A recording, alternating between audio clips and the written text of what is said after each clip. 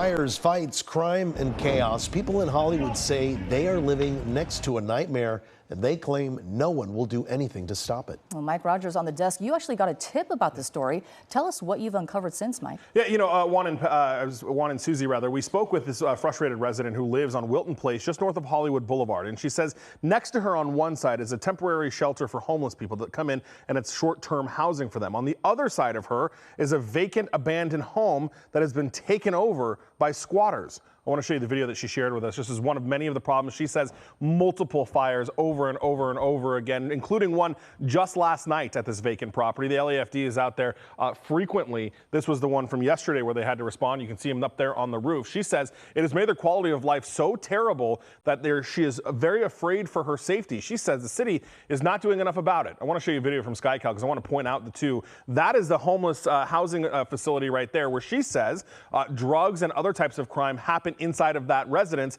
And I say if those people get kicked out, she says she has seen people just walk from that building right over to the right there to this vacant building where they then take up residence. This lot is fenced off, but as SkyCal was there, we watched someone still be able to get into the property and get onto that lot. The neighbors say that they have been complaining to the city for months about this property, even longer about the other situation. I asked her tonight if she thinks the city has failed her.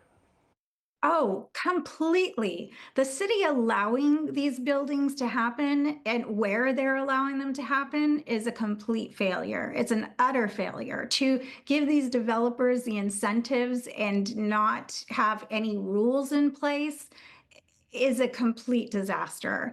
The no oversight, it's terrible. It's such a bad idea, so poorly managed. Our lives are in danger. Our property is in danger.